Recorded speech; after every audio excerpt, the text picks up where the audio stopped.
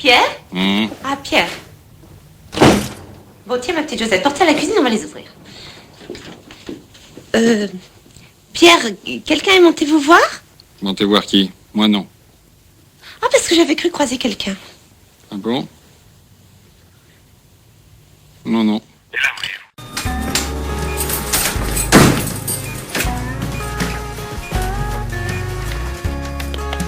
Oui, c'est moi, François. J'ai eu ton message en rentrant.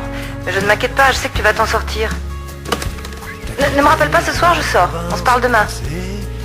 Mais je te le répète, je ne me fais pas de soucis, tu vas rebondir. Le mépris des gens du quartier et de tes parents effondrés. À 15 ans, quand tu as découvert ton chant, annoncer à ta mère. Eh bien, qu'est-ce que tu fais là, toi? Bien la galère. Attends, bouge pas.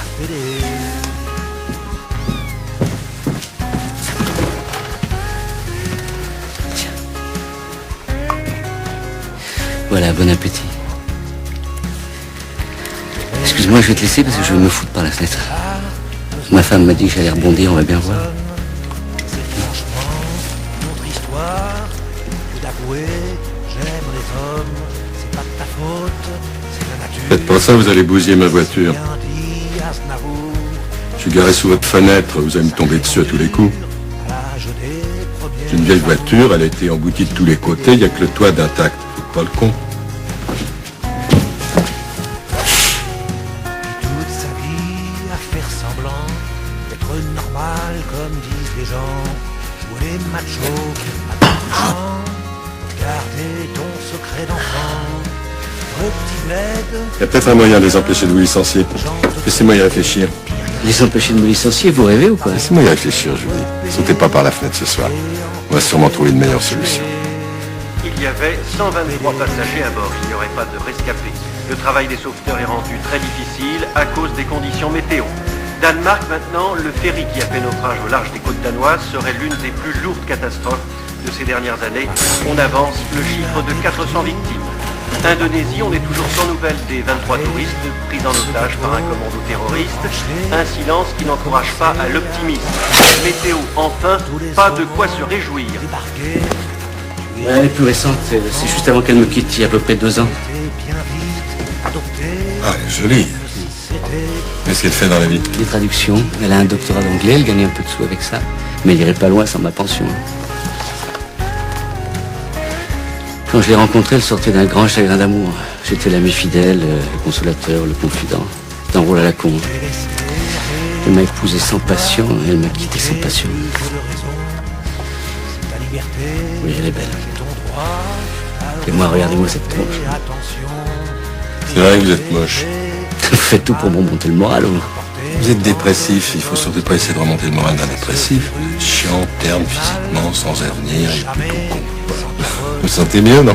Je me sens pas plus mal en tout cas. En fait, mon problème, c'est que je suis insignifiant. Je fais souvent le même rêve. Ma mère est en train d'accoucher, je suis déjà sorti depuis un certain temps. Le docteur ne s'est aperçu de rien et continue à dire à maman, poussez, madame, poussez. Et moi, j'attends comme un abruti tout seul dans mon coin qu'on s'aperçoit que je suis là. Oui, c'est clair comme symbole. Je voulais rendre le plus vite possible. Qu'est-ce que vous allez en faire?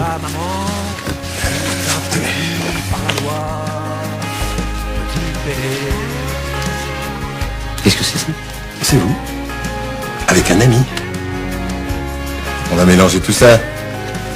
Vous allez voir, on fait des miracles avec le numérique. Voilà. Alors? Ça a l'air de marcher. Entrez. Santini, le gros con du rugby, m'a invité à déjeuner. Très bon signe. À votre avenir. Je sais pas comment vous remercier. Mais c'est moi qui pourrais vous remercier. Pourquoi? Je suis à la retraite. J'ai plus tellement l'occasion de m'amuser. Je pensais pas qu'un chômeur suicidaire ait guéri à ce point mes vieux jours. Grâce à vous, je ne suis plus ni chômeur ni suicidaire. Et moi, grâce à vous, j'ai peut-être trouvé une solution au problème de l'emploi. Si tout le monde suit votre exemple, il y aura 3 millions de chômeurs en moins et 3 millions de PD en plus dans l'entreprise. Il y a autre chose. Je me suis fait virer moi aussi dans le temps. Et j'ai un peu l'impression de prendre ma revanche. Ah, oui. Ah, j'arrive. C'est incroyable ce que ce chat peut manger. Il est gros comme le poing. J'arrête pas d'ouvrir des boîtes de ronron. Il a dû avaler l'équivalent d'un bœuf depuis ce matin. Ils vous ont viré pourquoi? Bah, disons que j'ai été viré il y a 20 ans pour la même raison qui fait qu'on vous garde aujourd'hui. Comme quoi les choses évoluent. Allez, bougez-moi!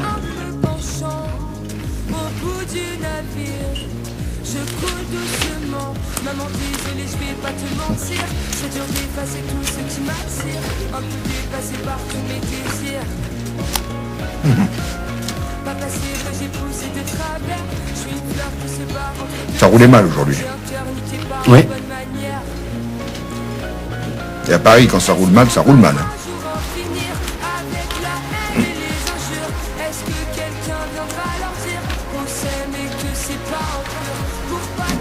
Je suis content pour ton licenciement.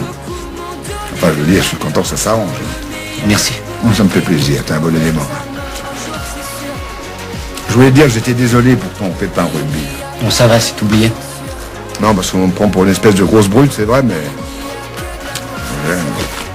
J'ai ma sensibilité comme tout le monde, quoi.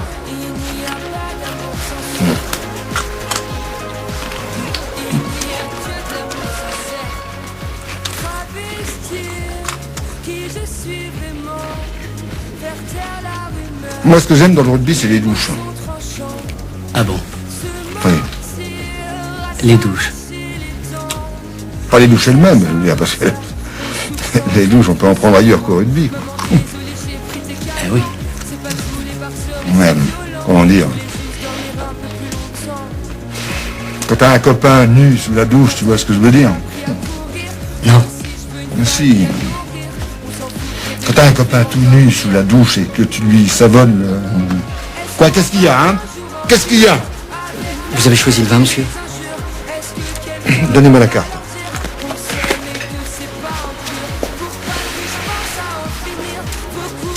Qu'est-ce que je disais?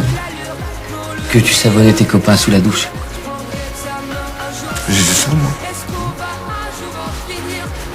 Ah ouais, je disais ça.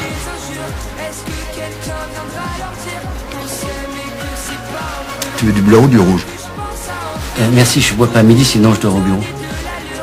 Eh ben moi, je veux boire, je vais me rendre gay. Enfin, je veux dire pas gay au sens où...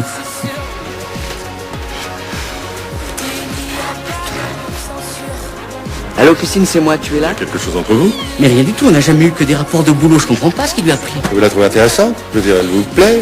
Ah oui, elle est magnifique, elle est belle, intelligente, mais elle a tous les hommes qu'elle veut, pourquoi elle s'intéresserait à moi? Ah bah parce que vous n'êtes pas un homme, justement. Comment? Elle vous croit pédé. Elle veut peut-être vous ramener dans le droit chemin. Il y a des femmes que ça excite, ce genre de truc. Pas mademoiselle Bertrand, en plus elle y croit pas. Elle m'a posé des questions, j'ai bien vu qu'elle avait des doutes. Quel genre de questions? Sur les photos entre autres, elle a parlé de montage. Oh là. Oui, mais j'ai remis les choses au point tout de suite. C'était dur d'ailleurs, parce que c'est la première fois que j'ai dû affirmer à quelqu'un l'œil dans l'œil que j'aimais les hommes. Ce soir, je suis officiellement sorti d'un placard où j'étais jamais entré. Je ne sais pas de quoi vous êtes sorti, mon petit vieux, mais vous êtes dans la merde. Pourquoi? Parce que cette bonne femme qui cherche à vous déshabiller ne me rassure pas du tout. Elle peut foutre votre couverture en l'air. Mais qu'est-ce que ça peut lui faire que je sois pédé ou pas? J'en sais rien, mais il y a danger et il faut contre-attaquer tout de suite. Asseyez-vous, monsieur Pignon. Merci, monsieur le président. Dans un très vieil appartement. Vous vouliez me parler? Oui, monsieur le président, c'est un peu délicat. C'est au sujet de mademoiselle Bertrand. Je vous écoute. Il faudrait lui dire d'arrêter de me toucher. Je vous demande pardon. Mademoiselle Bertrand, elle est après moi et ça m'est très pénible. Comment ça, elle est après vous? Eh bien, elle m'agresse, quoi, sexuellement, je veux dire. Je vois. Elle a failli me déchirer ma chemise hier. Ah oui, c'est pas bien, ça. Non, c'est ma chef, d'accord, mais je ne suis pas un objet, monsieur le président. Je comprends. Et je vais aviser. Merci, monsieur le président. Ne soyez pas trop sévère avec elle, je ne voudrais pas lui faire du tort, qu'elle me laisse tranquille, c'est tout. Je vais aviser, je vous dis. Je suis un peu décorateur.